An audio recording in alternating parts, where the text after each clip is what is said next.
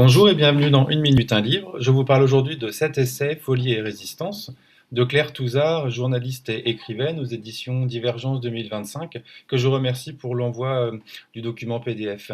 Alors un essai qui s'inscrit pleinement en continuité avec ma précédente vidéo relative au livre de Pauline Chanu sur la question de l'hystérie. Alors dans cet essai, Claire Touzard précise bien évidemment ce que l'on entend par folie et par résistance.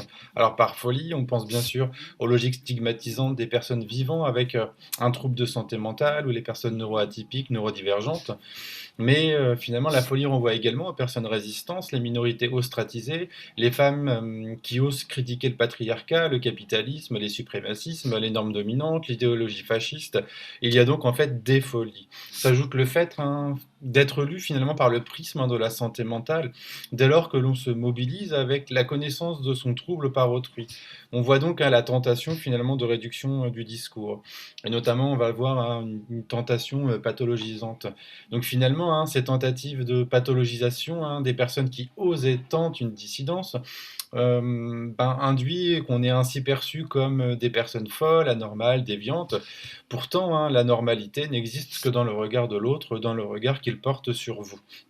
Alors la folie, pourtant interrompt, surprend, effraie, et tout cela bien évidemment s'articule autour des normes de genre, de classe, de race. Vraiment une analyse en tout cas systémique de la question. Donc des normes construites. On revient aussi à différentes lectures précédentes. Donc des normes construites, des normes qui freinent l'accès aux soins. Des résistances s'organisent donc en raison d'une prise de conscience finalement née de la survie. La maladie entraîne un espace de pensée qui analyse les mécanismes inhumains d'oppression et les règles aberrantes. Donc là, je cite Claire Touzard, mais dérouter le capitalisme par nos utopies, nos folies saines est un acte de résistance. À l'inverse, on ne questionne pas la norme quand on s'y conforme. Le militantisme, par exemple, est une forme de folie. Car elle répond aussi à cette définition précédente. Il s'agit de prôner la désobéissance civile, donc cela ne peut être finalement que l'acte d'une folie. Voilà, encore une fois, c'est pour dénigrer cette question de militantisme, notamment sur les questions de féminisme. Mais pas que. On va voir notamment le wokisme également, on ne peut pas passer à côté.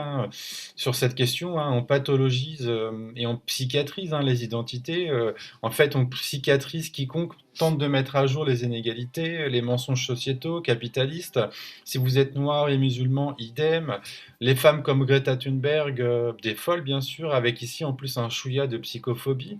Alors la psychophobie, explique Claire Touzard, c'est-à-dire la stigmatisation des troubles psychiques et neuroatypiques qui repose sur des préjugés, l'idée que les personnes souffrant de troubles psychiques ou neurodivergents d'ailleurs seraient dangereuses et incapables de suivre des règles sociales, qu'elles seraient inférieures ou encore responsables de leur comportement.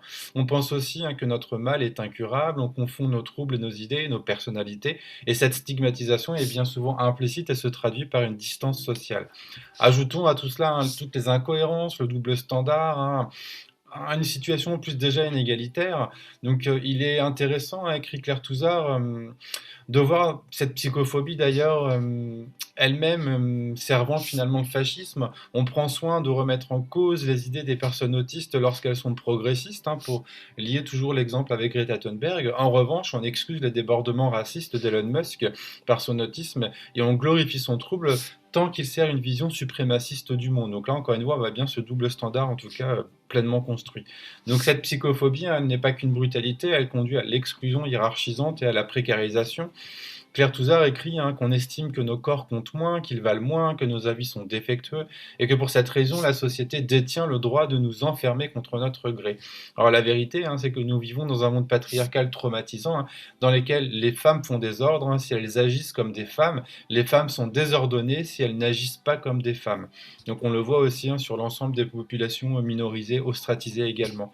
Donc une fois de plus, écrit Claire Touzard, cette santé mentale a été instrumentalisée pour trier, hiérarchiser les vies et permettre le maintien d'un ordre politique viriliste dans lequel les minorités ostratisées sont attaquées.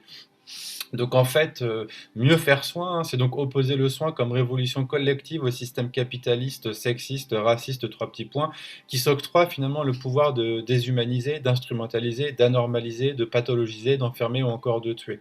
Alors l'idée, hein, pour terminer, c'est vraiment de penser à une véritable révolution des corps.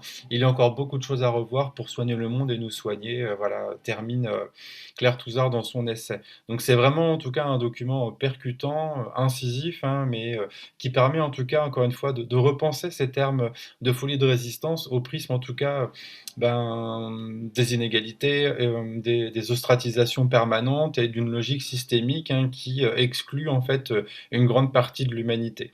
Donc c'est aussi une question de repenser les droits humains, voilà, et de repenser cette question de santé mentale qui est encore une fois aussi instrumentalisée.